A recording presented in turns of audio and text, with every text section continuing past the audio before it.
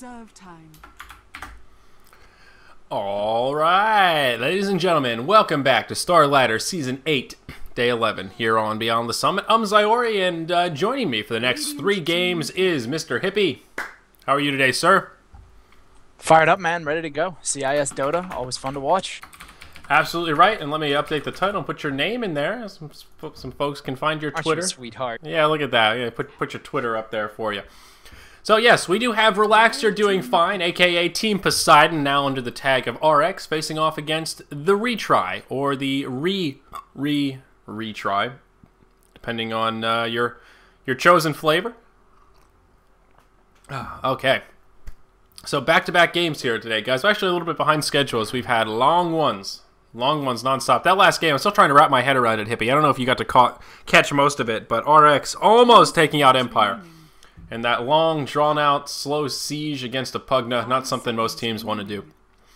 So we'll see how they fare. I caught chunks of it. Never, ever try to drag out sieges against a Pugna. It's just frustrating. Yeah, frustrating. They'll die eventually, man. They'll always die eventually. Yeah, was an intense game, though, back and forth. So let's talk about these bans a little bit. We've got RX on our dire side here. Going to ban out Lich as well as the Timber Saw with their first 2. And the Retry going to take out Clockwork and Visage.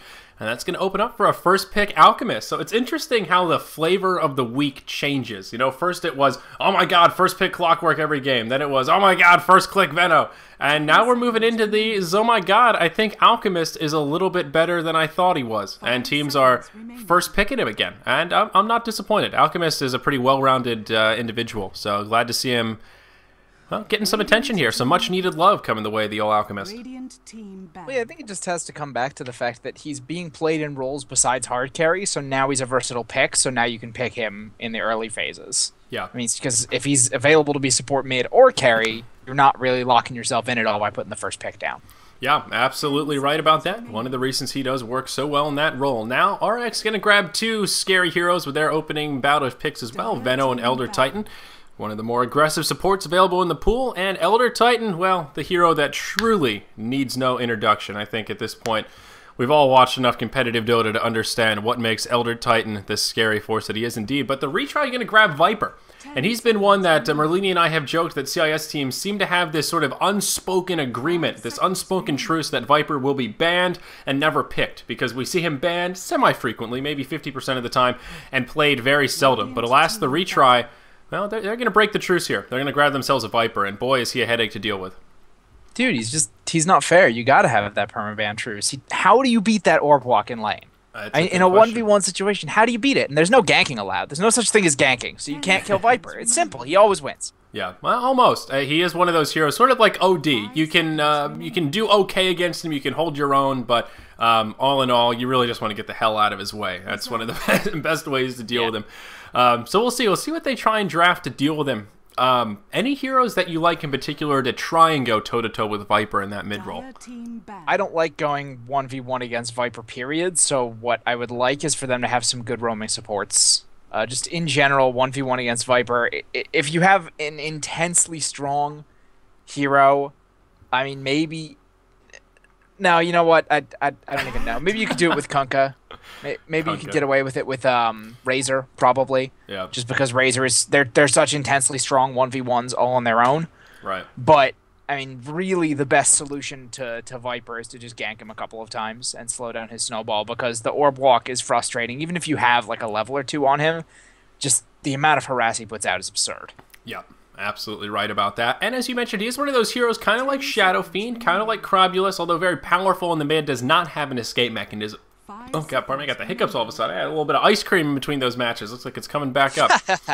But he is susceptible to those early ganks, that's for sure. And with the Venomancer on the opposition, things could be a little bit difficult for Viper if that Venno rotates his way into the mid, throws out some of that Poisonous Gale, maybe a little Poison Sting action. Viper, well, he might get a taste of his own medicine at least, and we'll see how...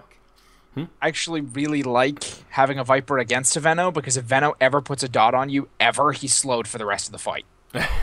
Like Yeah. he will never catch anyone ever again. It's actually really, really effective when you Yep. think about it because his dots last for so long, which Mhm. means corrosive skin is just gonna keep slowing you forever, and you're gonna hate yourself for ever daring to attack Viper.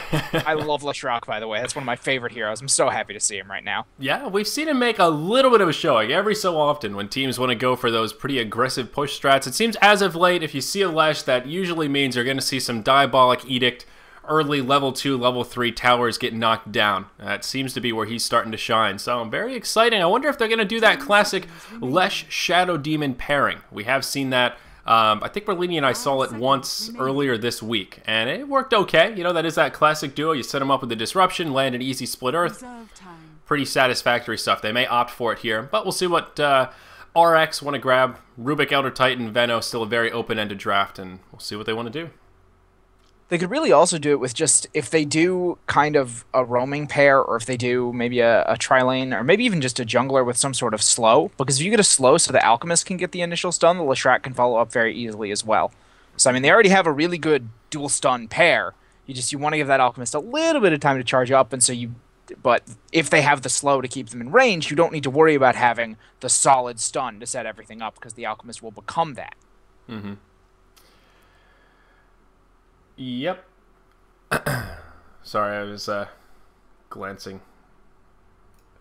Sorry, distracted here. All right, tweaking audio settings. There we go. So yeah, we'll see what RX want to do. They're going to burn most of their bonus time here. This is kind of a big pick for them because their draft is sort of yet to take a solid direction. They could still transition into a pretty push-intensive roster, as Venomancer does work that way. But no, going to grab the Juggernauts. Old Juggy going to be making a showing here.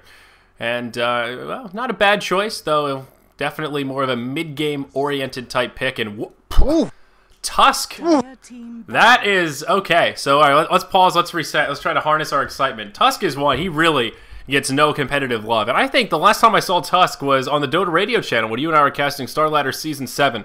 And it was a Tusk Centaur War Runner lane. That. Do you remember that game? That was terrible. That. Yeah, let's that not... was really bad. But, forget that game. Wow, Tusk. That is very interesting. Well, okay. I don't even know what to say. He's got a lot of burst. He holds people in... once you have the acid spray down, getting the ice shards down to prevent people from being able to get out of it easily is actually pretty strong because you're keeping the minus armor and the strong composite dot on them the entire time. And then also, just the sheer amount of physical damage he puts out works well with the minus armor provided by that Alchemist. As long as you can get people set up, the Ice Shards will be good setup for the Leshrac stun. It'll hold people into the Diabolic Edict. He does actually synergize reasonably well with a lot of people on this team. Now my question is, where are they going to lane him? Are they going to give him the off lane? Just to try and get him some levels and then have him run around and gank. It can be kind of difficult, but I think with the new off lane, maybe he could manage it. Yeah. So we haven't seen him tried since the 0.79 off lane changes, and that's actually... I never even considered it, but he could actually come out of this really strong. Yeah, I mean, Tusk is one of those classic snowball heroes, both literally and figuratively, and he definitely can start to fall off a little bit if he doesn't get that early game momentum. I mean, he's traditionally kind of a mid-hero, very just snowball-y-esque mid-hero, but as is Viper. We have seen Viper in the solo safe lane, so it could be like a Tusk, Leshrac, Alchemist tri-lane with Viper mid, and then they can grab somebody for the off lane. If they wanted to go that way. I mean, Bounty Hunter still an option here. Timbersaw and Clockwork going to be banned out. I'm very curious. Again, we have very little precedent here for how they want to lane Tusk. I think their options here are either they want to pick an offlaner and put Tusk mid and do a Viper Alchemist Lesh tri-lane with the support Alchemist, and you can just do jungle stacks with the Leshrac, because, you know, it's not as effective, but it still works to get some XP.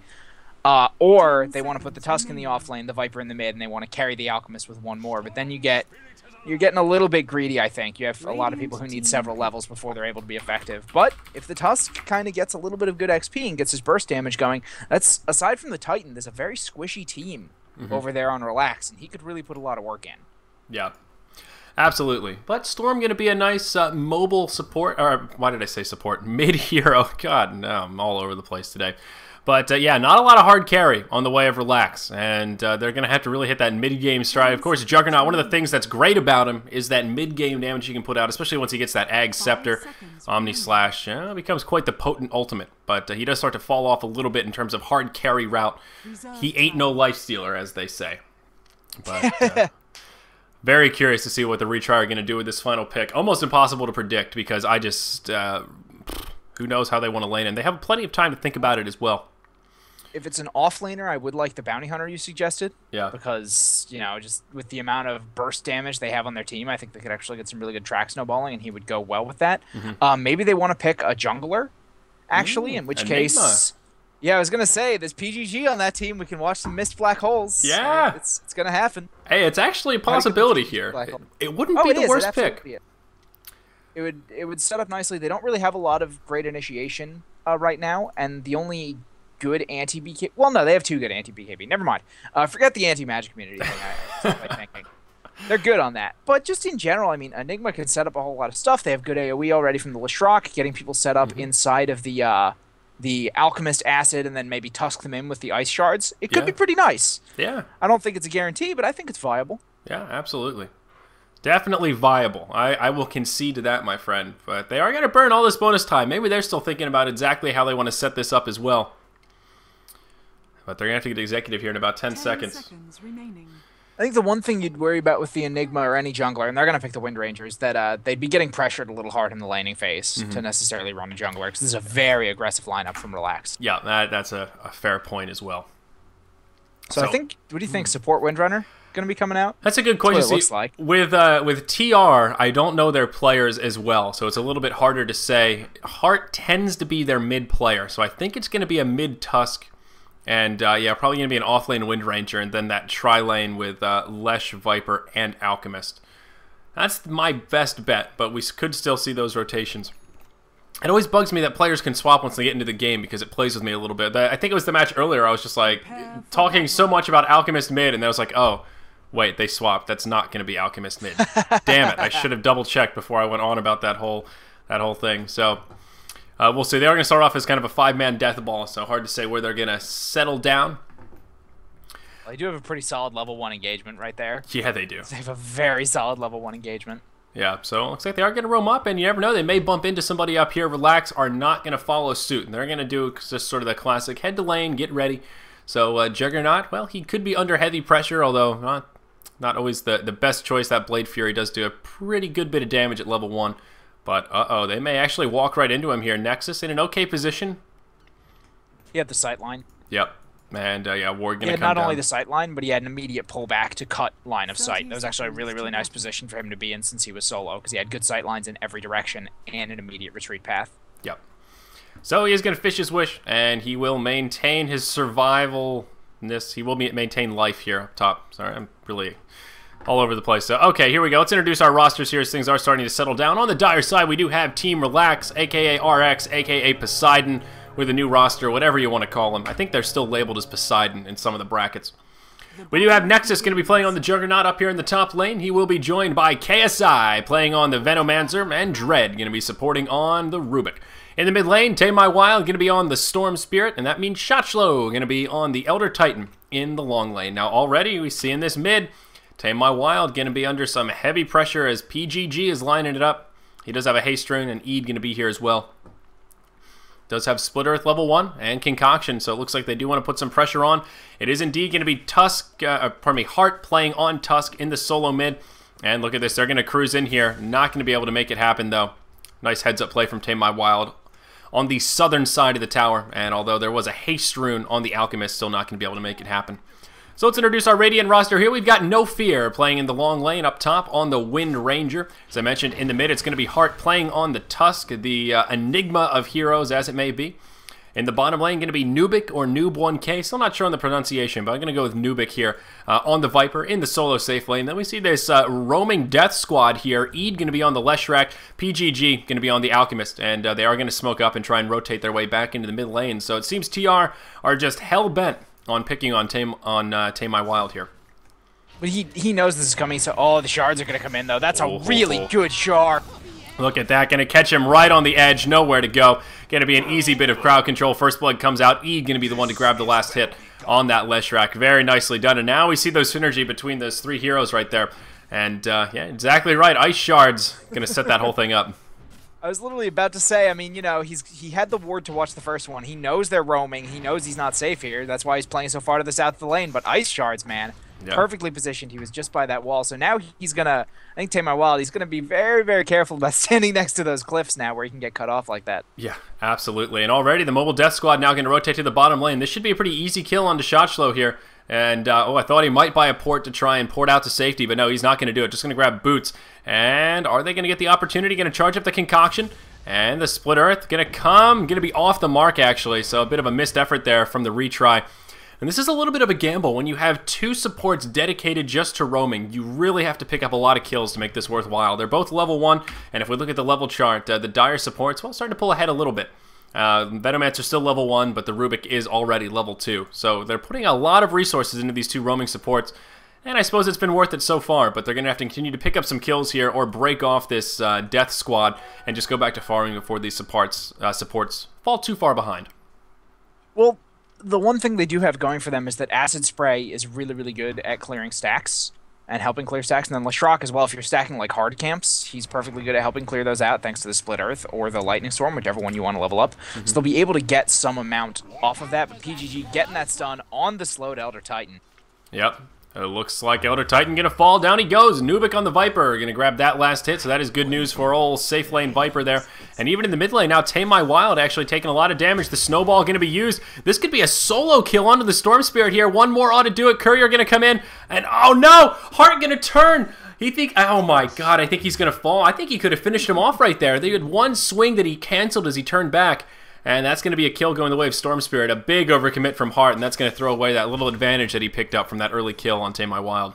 He saw the bottle come in, and he knew he couldn't get him anymore. Because as soon as the bottle came in and the attack wasn't already landing, as soon as the bottle started activating, it was over. It was he close. Knew he'd overcommitted. It was really unfortunate timing. For Hart, at least, for Tame My Wild to get his ball right there. For Tame My Wild, it was some amazing timing. Yep, and here's Shotchlow going to be in big trouble. That'll be an easy kill coming in. Lesh doing a ton of damage right there. Though Elder Titan does grab the kill on the Alchemist.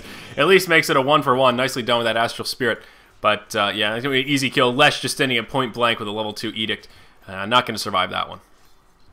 Yes, if they keep roaming like this, if they get enough of an advantage in the mid and the bottom lane, they probably cannot really worry about the fact the top lane's not that great. That's going to be a dead Courier, maybe? No, he's not going to go for it. Nope. Oh, Tame My Wild, one creep kill from level 6. Probably could have survived if he had the zip. But uh-oh, Hart going to be in a little bit of trouble here. You better sip that bottle, buddy. Oh, man, he's going to do it just in the nick of time. That haste rune helping to keep him alive. Nicely done by Tusk. He is going to grab another kill on that Storm Spirit. So valuable to pick him off before he hits level 6 and gets that huge mobility tool that is Ball Lightning.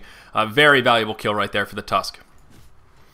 Absolutely, and like you were saying, just being one creep kill away, that's so unfortunate for the Storm, because as soon as he hits 6, it's going to be very, very difficult for the Storm to kill him. Storm largely relying on Ice Shards, and of course Snowball is very easily telegraphed. It's very, very easy to dodge with the Storm Spirit zip, and of course being able to zip over the Ice Shards. So now, I think Tusk wants to get a little bit more farm, pick up some items, then start impacting the other lanes, because he has to know that without constant chain stun, there's no way he's going to be able to pick off the Storm again. Yeah, exactly. Level 6, not both of them level 6 for that notion.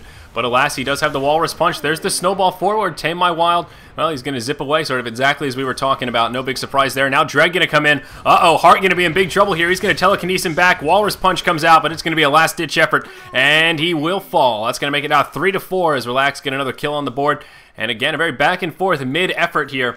And both of them now going to be 1 and 2. Well, Storm Spirit going to grab that kill, so he's going to be 2 and 2. But, yes. Tusk, poor guy. It's exactly what I said. The Snowball is so heavily telegraphed that there's no way any good Storm is going to dodge it with Ball Lightning. Unless you're right next to them, in which case it works and you can get the setup like that. You're never, ever going to land that stun on the Storm Spirit. I don't think it was worth trying, and I really think that was just a big mistake from Tusk. He should have known better. Yeah. He should have looked at the levels. He should have said, I can't get this. He should have known better. Yeah, absolutely. So in the top lane, I thought that was going to be a kill on the Wind Ranger, but I realized Nexus not quite level 6.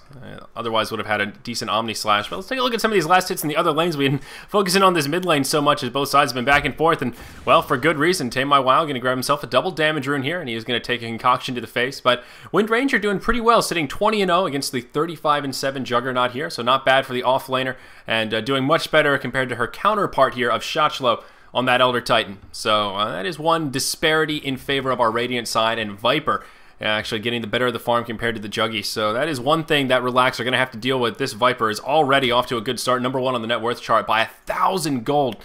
up over the Juggernaut. That is that's pretty sizable, considering we spent the beginning portion of that draft talking about how irritating Viper is to deal with, and a Viper who's able to farm up a pretty fast Scepter is even more irritating to deal with. Yeah, I think, if he goes into an early BKB, this team is going to have huge problems unless they can get every bounce of the Juggernaut ultimate onto him. So, and especially if he gets off the BKB before he gets the Veno Gale onto him, so he doesn't get kited around by anyone, it can be because it's hard enough to kite a Viper. If he has the BKB already, he's going to put out a lot of damage. He's got the support from the Acid Spray Alchemist to put out some good AoE damage. He's always got the nice burst initiation from the Tusk, keeping people close to him.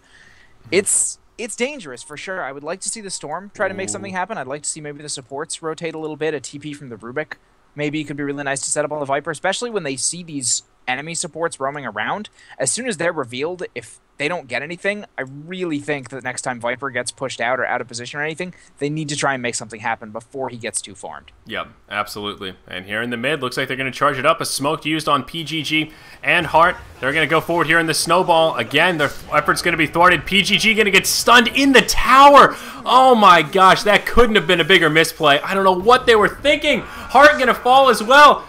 Hippie, what was... I know exactly what they were thinking. It was a fog of war thing, because they figured, okay, he's not going to use the zip to get too far away because he doesn't want to burn off all of his mana. So we have the Alchemist concoction charging right here. He doesn't realize there's an Alchemist coming. He thinks it's just a Tusk. Oh, Ede, you might be in trouble, buddy. Doesn't land the Split Earth. Just cancels it out. Oh, the stun. Tame My Wild going to be in big trouble right here. Down he goes. Split Earth to follow it up. They will have the crowd control to finish him, but there's the Omni Slash from the Juggernaut to get a counter kill on the Lesh. So still, Relax going to come out ahead in that exchange, and Juggy going to grab himself a Haste Rune, but... yeah, I see what you're talking about. Like, I see where they were coming from with the snowball and then the stun right on top before he zips too far, but, I mean... they got fogged. They got fogged. That was all it was. Like, if it wasn't for the fact that he ran into the trees, that actually would have kind of worked.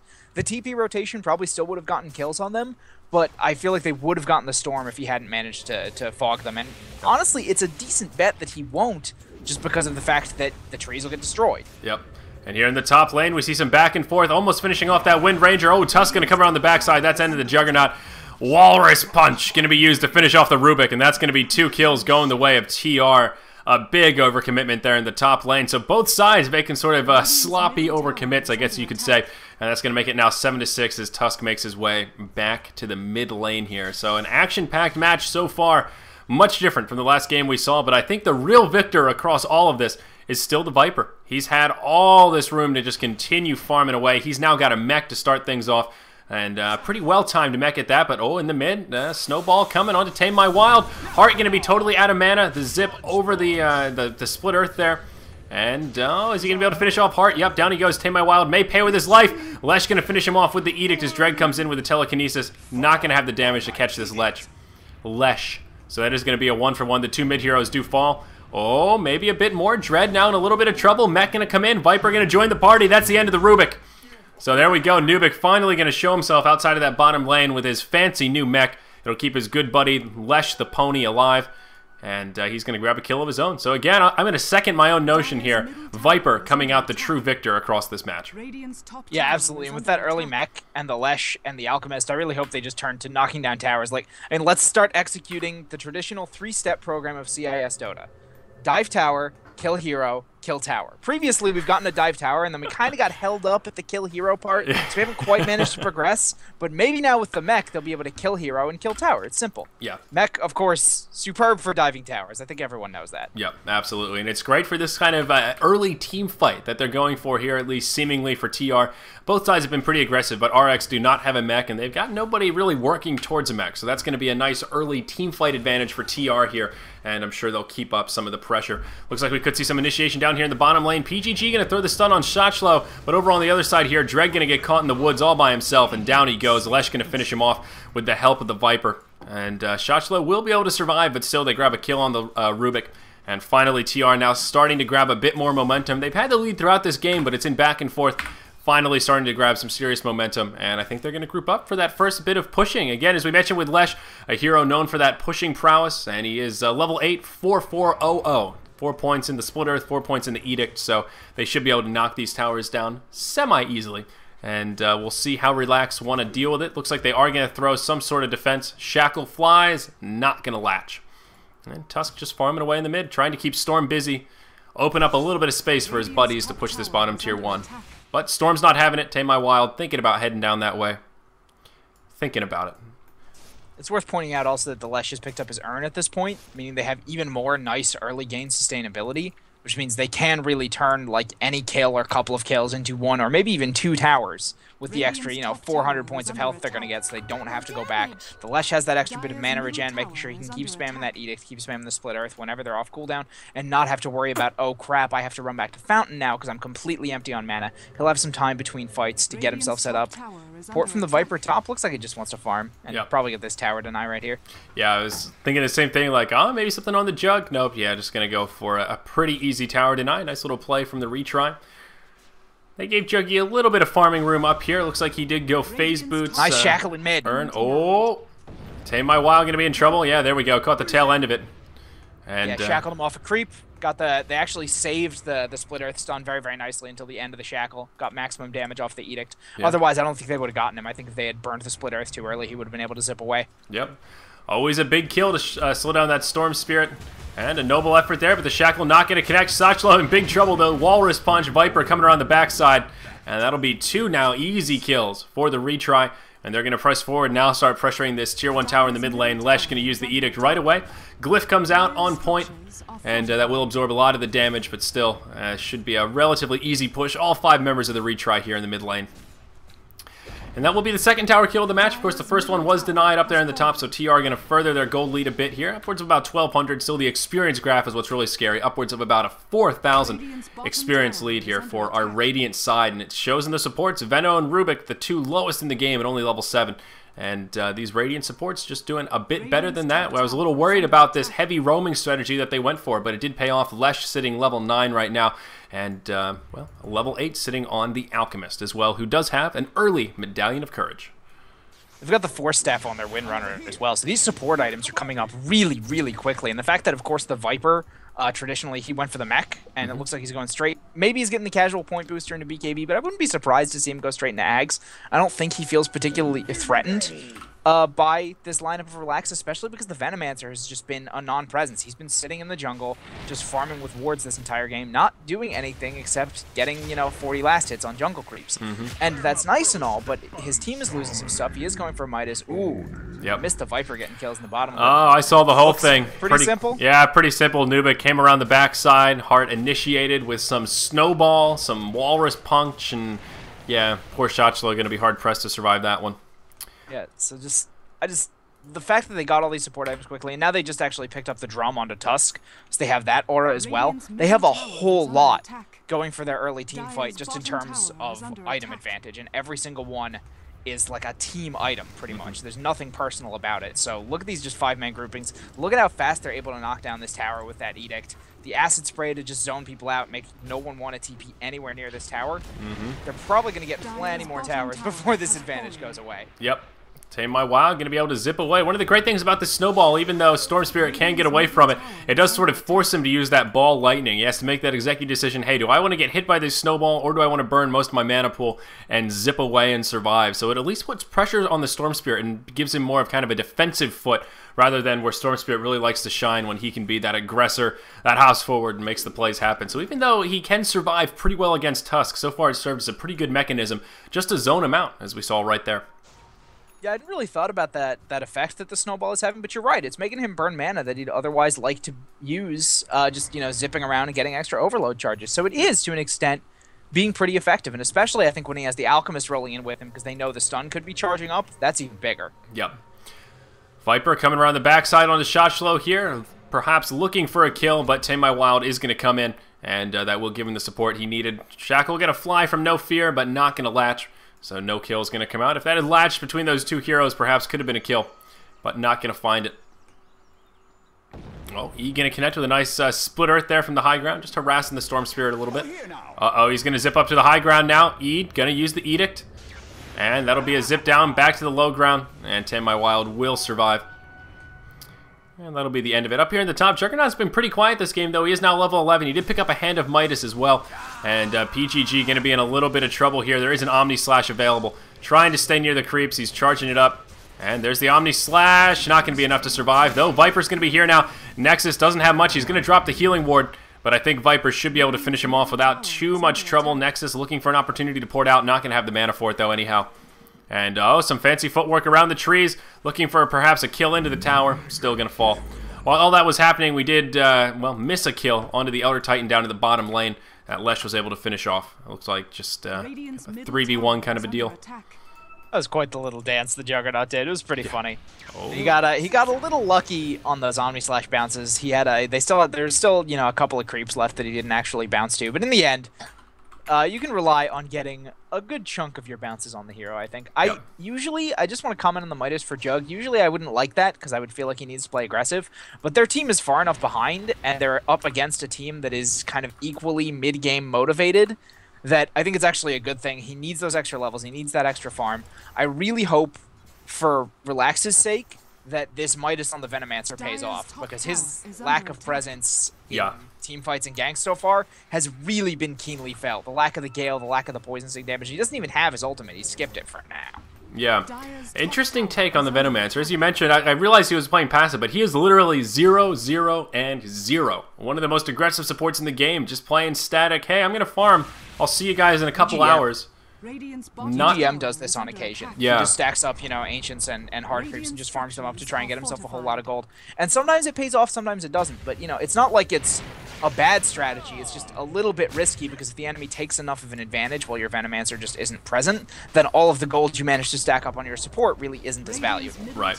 And I think we're kind of teetering on the edge of that. If you look at the net worth charts still, this Viper is #1 by a pretty good margin. Just about 2K, 1,800 or so ahead of that Juggernaut. Did boost up a little bit as they exchanged towers, but Veno still has a long ways to go before this Midas really pays off, and I'm kind of curious what he's going to go for here. I mean, is he just going to be like a fast Ag Scepter onto KSI so he can do some damage with the ultimate when he finally gets it? I'm kind of curious what he's farming up for, because, I mean, Viper's already got his Ags. The scary items are already out, the mech and the Ags.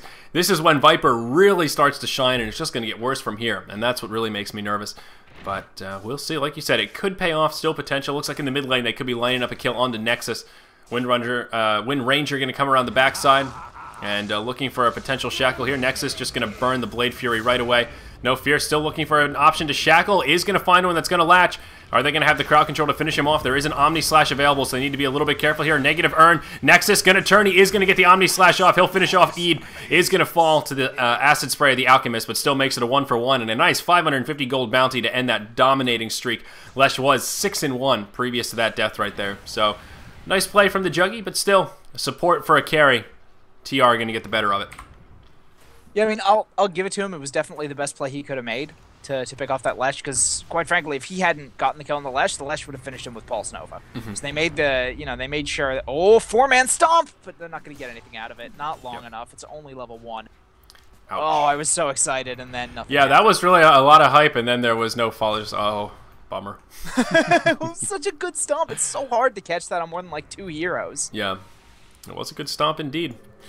Let's take a look at items here, see where everyone else is starting to progress. Storm Spirit does have his first Oblivion Staff, so going to be working towards a fairly early Orchid here. 20-minute mark, not the earliest of Orchids, but early-ish. PGG up in the top, he's in big trouble, and he's going to be able to survive for now. Tame My Wild going to zip into the trees.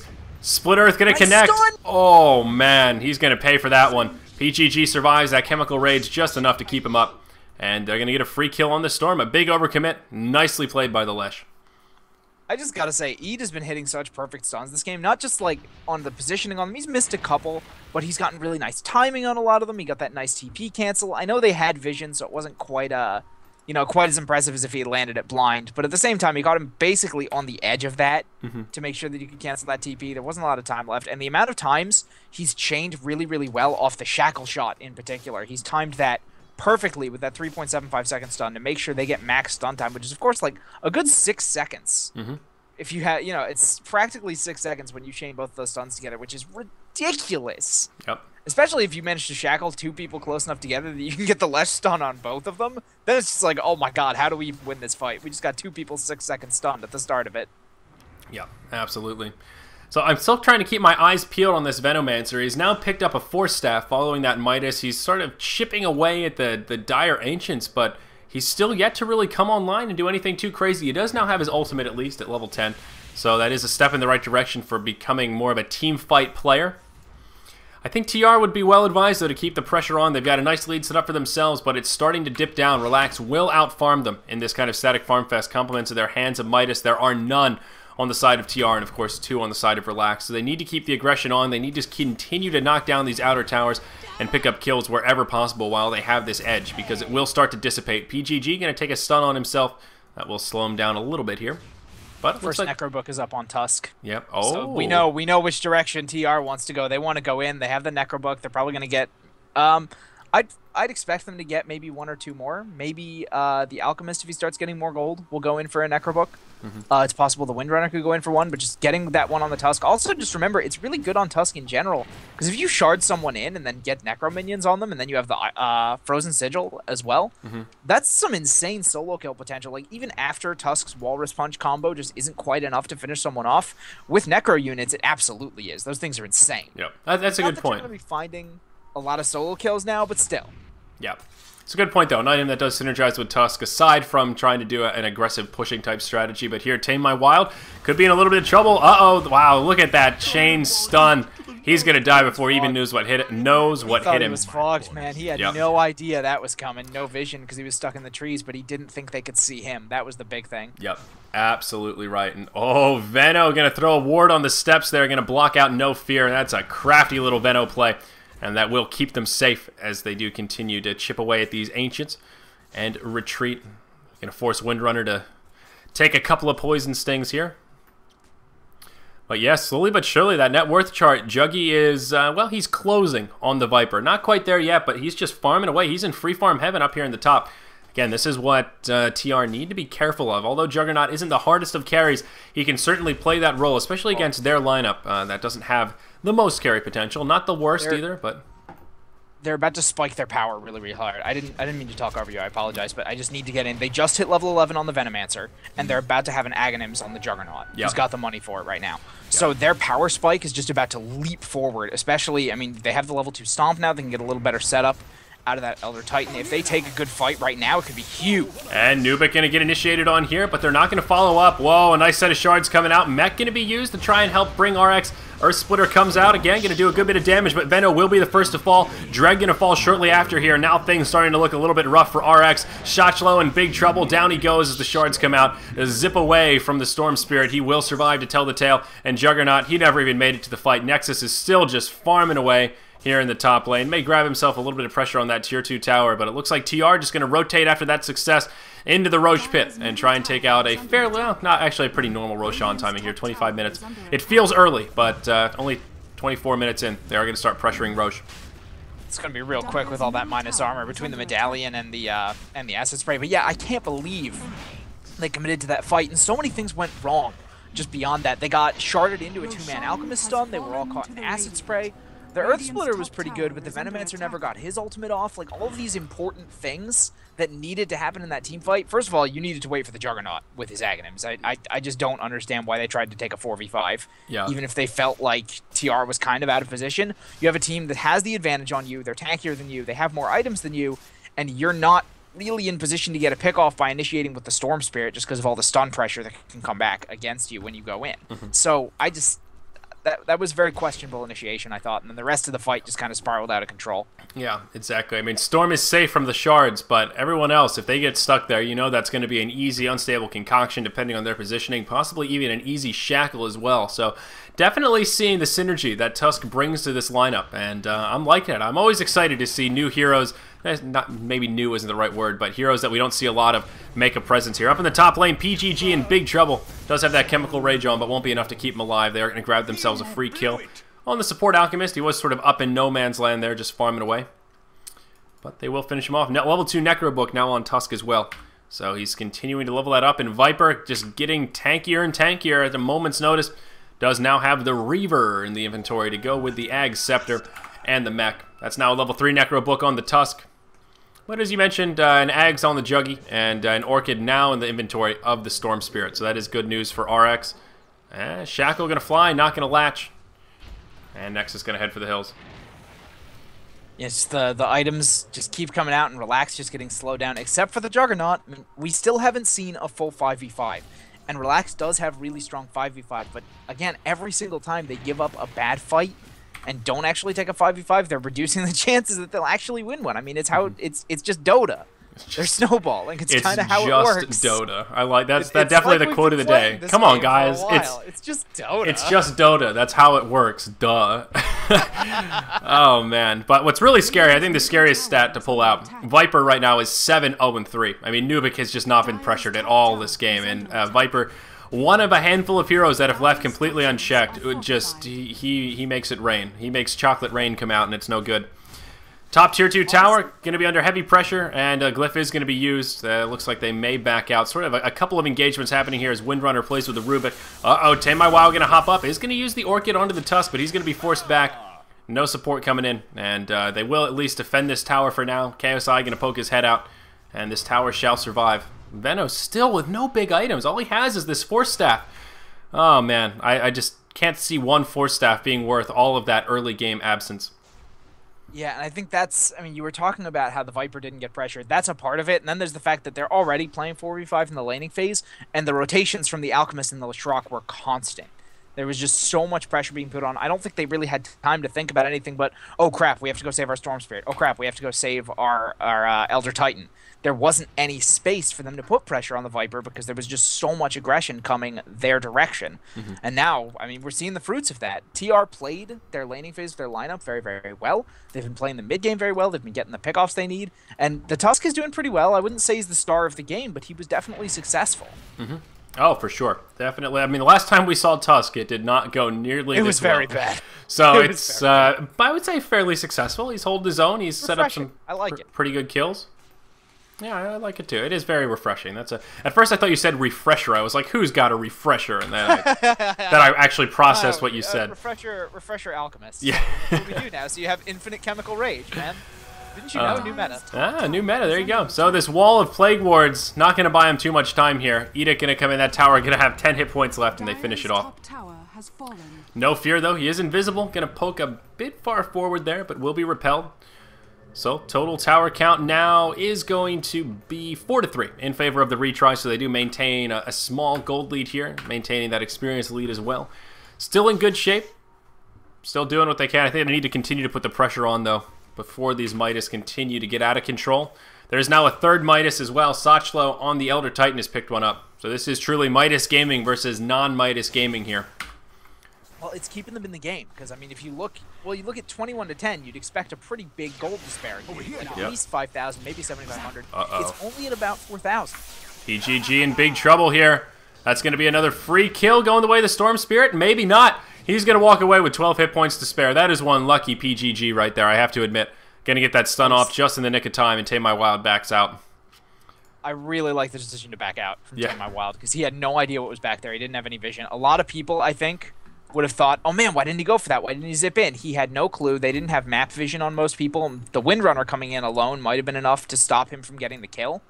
And if he burned all his mana going in, he would have had nothing to get out. I like the safe play. You're already behind. Don't put yourself any further behind by making risky moves. I know you have to take some risks to kind of pull your way back in, but you're not so far out of it that you can throw away kills on your Storm Spirit for kind of desperation kills on a support out. Yeah, absolutely. But with that, Viper going to grab himself not only level 16, but also a Heart of Tarask. Oh boy, his farm just keeps getting scarier. But up in the top lane, Nexus going to be in a little bit of trouble here. Is going to be able to get off a nice Omni Slash. Mech going to be used. Going to take a few bounces into the creeps. He is going to have a Blade Fury to finish it off, but won't be enough. And he is just going to get right-clicked down by PGG and Nubik. Very nicely done. And they're both going to walk away with pretty much full health, full mana. So they'll be in good shape to continue the pressure and reinitiate if need be. A very valuable kill on that Juggernaut, whose farm has been starting to get a little bit scary. Again, continuing to nip at the heels of the Viper, but very valuable kill there. I got some bad news for Relax, and that's that this Alchemist is about to come out with his Assault Cuirass. It's picking up the Hyperstone right now, and he's going to have it. So he's got AC and Medallions, so not only can he get any single person's armor down, but of course the pushing speed is just going to accelerate. And they already have such good push items. What do we have coming out on the Windrunner next? I'm curious. Looks like she's going for a Hex, too, so that, you know, all the farm that you've been picking up on people like the Venomancer, like the Storm, just pick one of them. eliminate him, and especially if you eliminate the Veno and his ult never goes off, that's huge. Yeah. So he's been farming for so long to keep up in levels, to get himself those items. If he gets hexed and picked, what was the point of the hero even being in the game at that point? Yep, no, you're exactly right, especially if he doesn't get the Poison Nova off. That's one thing Venomancer can do, at least Kamikaze, just get the Poison Nova off, and if he dies, well, at least all that damage comes in. But yeah, the wards of Veno going to be down again to try and keep this tier 2 in the mid live, but their efforts not going to be successful. It is going to fall. And Veno going to be able to deny it, though, so semi-successful, I suppose. Those, the array of wards here will come in handy for that deny. Nicely played by Mr. Venomancer. Still, alas, they have the problem of losing their towers here. Tame My Wild trying to pressure this bottom tier 2, but they are going to port in and defend. I don't know, for a second I thought PGG was going to be in trouble right there because he stunned himself, but I think the team noticed he was going to stun himself and like, we better port in to make sure he doesn't go down. Yep. But just, I mean, Relax just afraid of any little misstep right here, and they're trying so hard to play this split push style of game, but aside from the Juggernaut, who kind of has to be at the fights, because, I mean, you can't really afford to wait 3 seconds with all the burst damage that's going to come out of TR, because someone's going to be gone before the Jug even gets to the fight if he's not there. He needs to have that Omni Slash available. They need to have the Healing Ward available to help slow the pushes, but he's also really their best split pusher. Storm can do it, and he can do it kind of safely, but it's not quite as good as having that Healing Ward, having that Blade Fury TP out, and he just doesn't deal a lot of physical damage. So while he can clear the waves pretty decently, when he's actually chipping away at the tower, it's not that impressive. Yeah. But I don't know. Maybe they can delay long enough for these Midases to take effect. I mean, that's all they're trying to do. Yeah. They're trying to make sure the Midas is out farm. It's kind of all they can do at this point. They have definitely made their bed, and it's just time to decide if they have to lay in it. They've decide if it's made out of, made out of feces or spikes. Yeah. So we'll see here. Juggernaut does have a lot of gold in the bank, but that will be their last outer tower falling here to the wrath of TR. And this is sort of an awkward position for Relax to be in. They've got 3 about the mid lane, and I think TR could just press up and start chipping away at that tier 3. But they are going to port back. PGG going to stun himself yet again, although he will be safe under the tower as more ports come in. So TR will take the safe route as they back out, but I think they could have afforded to be a little bit more ballsy there and press forward. Now No Fear going to get caught, E going to die as well as the Omni Slash is burned. This is not the defense that TR were looking for. Now 2 ports going to come in, but they're going to be very, very slow. Shard's going to fly, will only catch the Storm Spirit, and unfortunately he can just hop right over him. Snowball going to be used, not to much avail. He's going to get stunned. Oh no, Tusk. Oh no, in comes the Viper. This has just been a slow, one at a time kind of a deal here. But they might get Tame My Wild. Down he goes. They get a 1 for 3. Monster kill coming out for Nubik.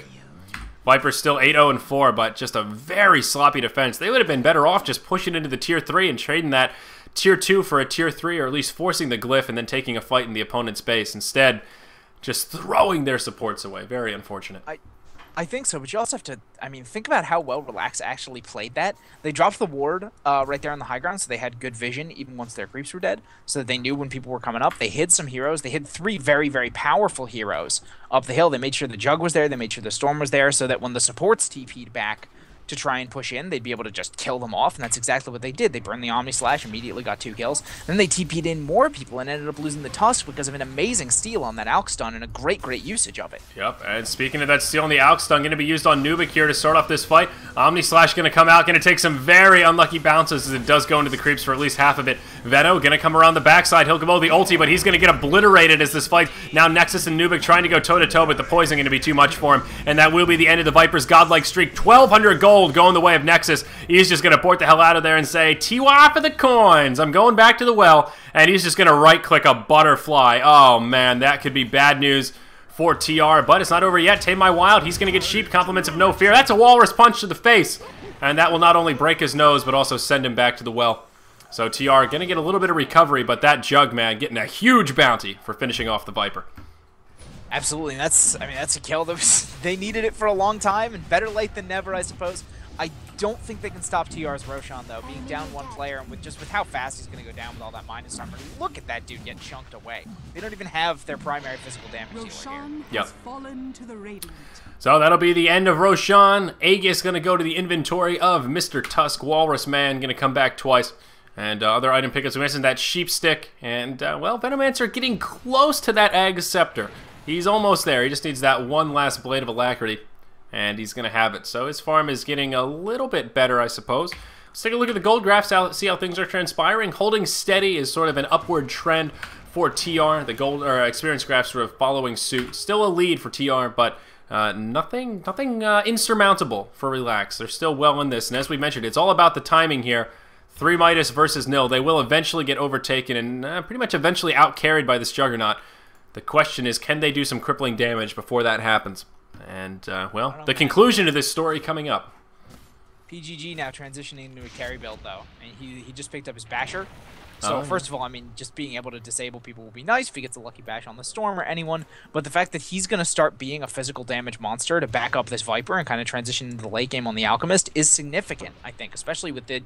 And I've mentioned a million times the minus armor when they're going for Roshan, when we're talking about towers. But if that Alchemist starts putting out a whole lot of damage, it's going to be pretty terrifying how much minus armor they have. And he is just going to slap chop his way to victory if they let him get farmed up. Yep. Absolutely right. Did you just say slap chop? Yeah. Yeah, that's have you seen him when he does his ultimate? Slap chop, man. I have a slap chop. It doesn't work very well, but that's terrifying. I did buy one. You actually own one of those things? I'm scared, man. It's probably in a box in my basement, but I have one. Here we go. Here's the initiation, though. They're going to be forced back. This tier 3 tower in the mid fall, and that's the slap chop action we're talking about there. PGG going at it. And there's going to be a nice sleep there. The Slumbar coming out from Elder Titan. And that's going to be the end of it. They're going to take that tier 3 and back out. That's it was a really unfortunate sleep, actually. And not because of the sleep. The sleep itself was really good, but the fact they had like 3 heroes slept and then 2 of them immediately got woken up by plague wards. So they couldn't actually make anything of it, even if they wanted to. It may have still been dangerous fighting into acid spray, etc. But it could have been something, and it's unfortunate that the plague wards just kind of ruined it. Yep. We've got a glyph still available for Relax. They're not going to use it to save the range racks.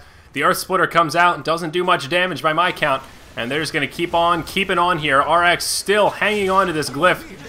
Rubik going to be the first to fall here. And, oh, if Frostfield Plate comes out, Walrus Punch onto the Storm Spirit. He falls. Instant buybacks from both the Rubik and the Storm Spirit. They're going to be able to grab a couple of cleanup kills. 1 on the Tusk, 1 on the Windrunner, and 1 on the Lesh as well. Tusk did have the Aegis, so he's going to come back. Going to take some heavy pressure as he respawns, but going to be able to survive for now. Lesh going to fall, and Windrunner trying to get back to the fight. She's running as fast as she can. Sachelo in trouble. There's another Walrus Punch. Nubik, oh man, 30 hit points to spare, and he's headed for the hills. He turns to slow down Nexus, and he's going to live. Nubik with the great escape. No Fears back in the action now, looking for a shackle. Tusk still in the front lines here. Going to use that Shivas once again. And PGG now maybe in a little bit of an issue. No, they're going to turn it around on Dread as he gets 4-step forward. Nubik comes back. Another Walrus Punch. The cooldown is so short at these levels. A shackle going to latch. Nexus and KSI in big trouble here. They might be able to turn around on a Tusk. Down he goes, but it's going to cost them a Juggernaut. Or a Nexus, however you want to say it. He's going to buy back straight away, but these melee racks, I think, could be destined to fall. No, they still didn't burn the glyph, and TR are going to be forced out. A very back-and-forth fight right there. A lot of buybacks used as well. And, oh, not over quite yet. Nubik going to be in big trouble as they hop out of the base. Down he goes. Juggernaut going to grab that counter kill to make the buyback worth it. A much-needed kill right there. Buybacks burned. 1 on the Windrunner and 3 on the side of Relax. Juggernaut, Storm Spirit, and Rubik. So, although Relax do hold off their melee racks, I think it's safe to say TR find the better of that exchange. Yeah, I mean, they may not have gotten the racks they wanted, but at the same time, getting all those buybacks forced out, that means if they push within the next 6 minutes and they can take an engagement, they get a set of racks easy, as well as being able to clean up that melee. Like, if they push in maybe bottom and then can just immediately move to mid, because the mid racks is free anytime they win a team fight. There is just no chance of that getting stopped. And just the buybacks, man, they need that gold. Relax has been using all of these Midases forever to try and get this gold up. If they have to spend it all on buybacks, where is the advantage they've been building? Yeah, absolutely right about that. And they are going to grab a couple of towers, though. That is going to level out the tower count now. Well, 1 advantage for TR as they did take out that... oh, the shackle. I'm going to hold that thought. I'll interrupt myself because, uh-oh, the snowball of doom. Oh, that's going to be an easy double kill coming out for TR. The shackle's making it happen. Omni Slash going to come in, hoping for that lucky batch of RNG, but not going to get it to finish off No Fear. Now Nexus going to be slated to fall. I don't know about that Omni Slash there, Hippie. That's going to be a 3-for-0 swing in the mid lane. And now TR are going to be able to go straight up the mid. And we're talking about buybacks. They don't have them. Yeah, I'm not sure he realized the Basher was there because he tried to Blade Fury and TP out after the Omni Slash hit. I think he was just thinking to himself, okay, you know, the Walrus Punch is down, I can get out. They don't have anything to stun me. And then, bam, he just got bashed straight out of it. You can't really rely on a magic immunity into TP with the bash out there, generally you're going to get bashed if there's anyone with decent attack speed. And with an AC, treads, and the ultimate running, Alka's going to bash you before you get that TP, and such low. Oh, nice Force Staff going to come in, but he's still in a little bit of trouble here. They may pursue it. Nope, not going to go too deep. All right, there we go. Now Dreg going to be the one that's under heavy fire. Down he goes. That'll be a power shot to the face. The Snowball of Doom. They're going for Sachlo. They want it. They're going to get it. Walrus Punch to finish it off. Now Venomancer are going to be the lone defender. I think we could be moments from a GG here, but don't worry. Veno's going to smoke up. He's got a plan. He's feeling sneaky. Are you going to throw your hand of Midas at him? Sorry, that was mean. Man, it does damage. It does damage. It's gold. Dude, it's solid gold. It really should. That would hurt. You should be able to, like, when you're done with it, just grab it and say, I don't want this anymore, and just throw it for, like, a one-time use 1,000 damage burst or something. Like, I wouldn't want to get hit in the face with a gold brick. But, I mean, seriously, what does KSI do? I just don't know about this Veno build. I don't feel bad picking on him because, I mean, he's 1, 4, and 6 in a 42-minute game as Venomancer. He's, like, the easiest hero to get assists with. You just Poison Nova and run away. I am not a big fan of that static farm. Veno, like, AFK in the jungle. Did not work for him.